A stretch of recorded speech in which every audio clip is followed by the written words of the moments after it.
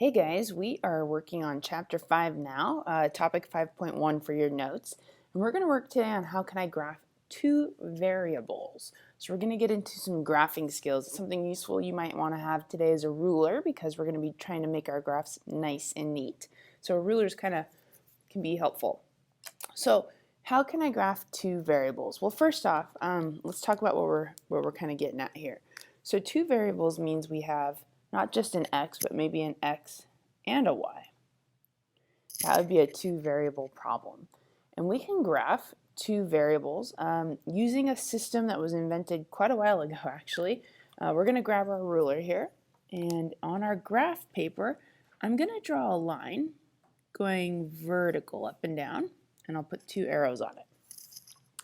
And then I'm going to draw a second line going through the middle of it, something like this, and I'll put also two arrows on it. So it looks like this. Now we have a name for this type of graphing. It's called a coordinate plane or a Cartesian graph. So I have a few words that we're going to write down to kind of label this. So this is called a Cartesian graph. And really what it is the horizontal line here measures the x variable and the vertical line measures the y variable. So we call this the x and the y axis. I'm going to write x axis and y axis. And what we do is we organize it using our graph paper. So in the very middle where the x and the y axis meet right here, this is what we call 0, 0. In fact, why don't we label it for this graph? So I'm going to draw a little arrow up to here, that little point right where it meets. This is called 0, 0. Another name for it is it's called the origin. The origin is where the graph begins. So it's the original point, the starting point. But after that, here's what happens. When you go from the origin, when you go from 0, 0, and you start moving over across the graph lines, I'm going to make a little scale. I'm going to put little lines on the graph paper. This is step 1, 2, 3, 4, 5, 6, 7. Then I kind of ran out of room, but I could keep going 8, 9, 10.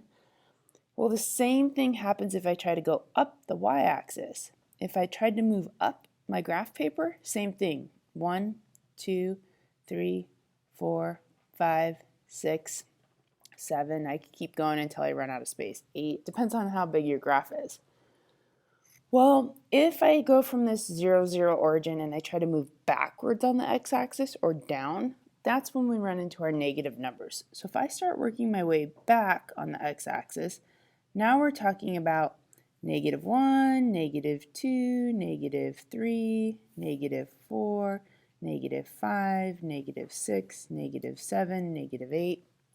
Same thing going in the downwards direction. If I start moving down my y-axis, these are the negative numbers. Negative 1, negative 2, negative 3, negative 4, negative 5, negative 6, negative 7.